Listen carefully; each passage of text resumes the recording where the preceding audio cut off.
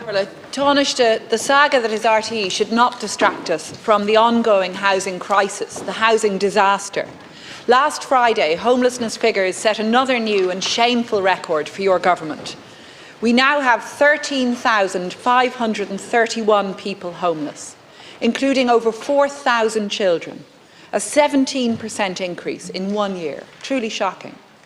And this at a time when, as Lorcan Sir writes, there are over 18,000 empty homes available for short-term letting on Airbnb, compared to only 2,000 available for longer-term rental on Daft.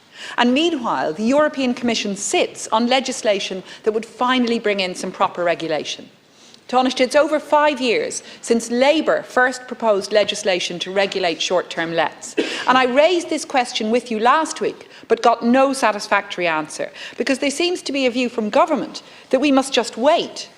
But tell that to the thousands of people in homelessness or looking for a home. Other cities across Europe have already acted, so why can't we? And what are young people to think when they hear average house prices have now exceeded the Celtic Tiger high, and that the average rent in Dublin is over €2,000 per month?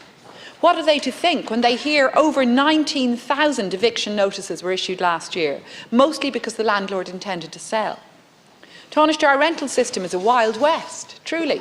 And I raised this with you last week as well, but your response to me then amounted to a commentary on what is going on in the rental sector, not a statement of intent from government on what you are doing to address this.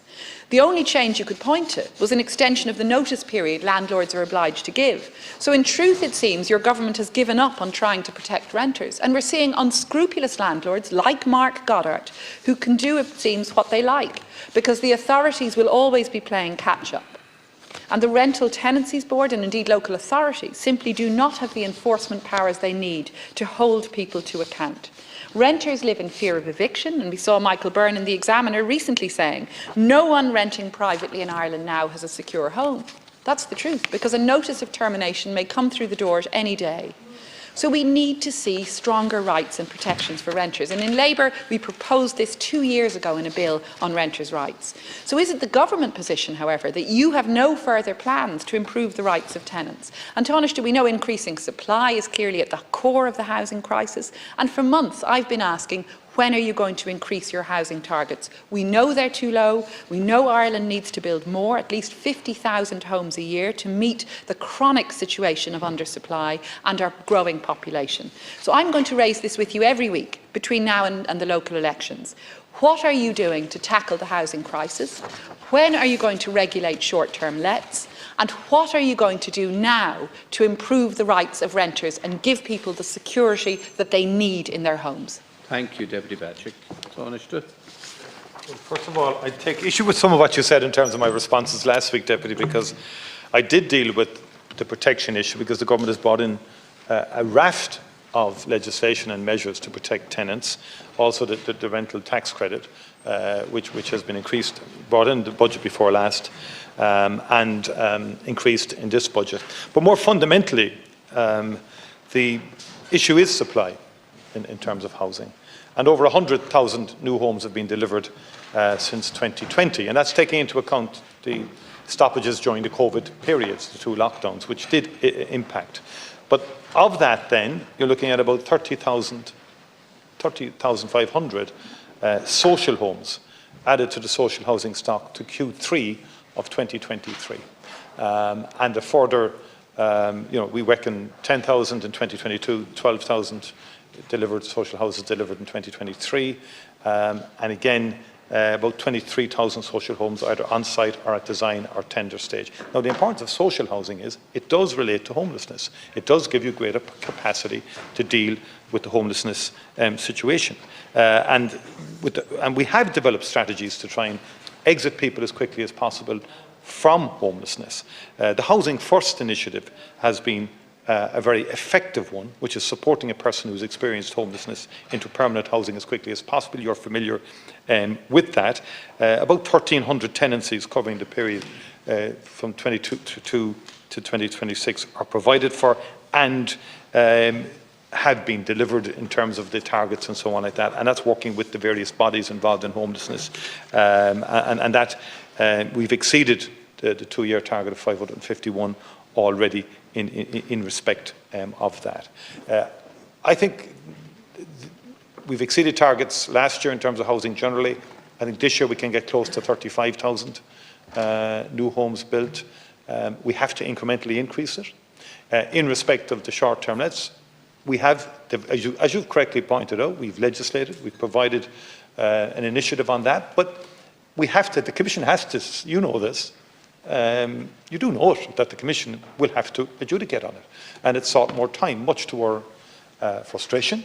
But there's no point in going ahead and then being subsequently judged to have infringed and have a bigger mess subsequently. So we are putting pressure on, and we are identifying to the Commission the seriousness of this situation in terms of the housing supply issue.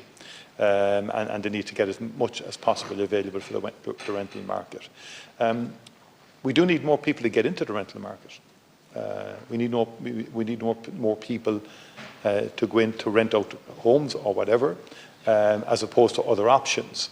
And that is always a balance on the regulatory side as well, because there is evidence that a lot of people are leaving the market because they feel there's no certainty in the market for them either, and that's something we have to bear in mind.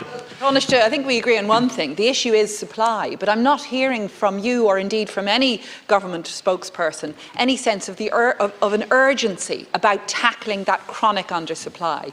And so young people like the transition year students in the gallery, who are very welcome today, who are listening in, young people are getting no sense of hope that this government is going to act to ensure that there will be sufficient supply of homes to meet their needs and the needs of a growing population at a time when we're seeing such chronic undersupply. The reality is your targets are just too low. Your targets for house building, but also your targets on the tenant in situ scheme.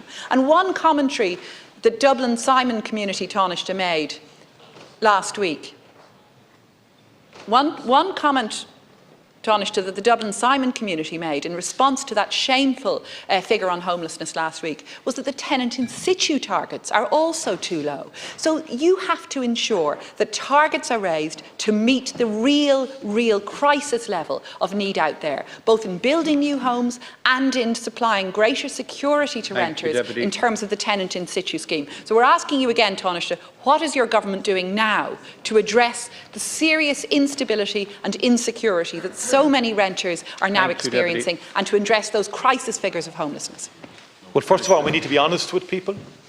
And people, it's great in politics to say, oh, we have a target of 50,000.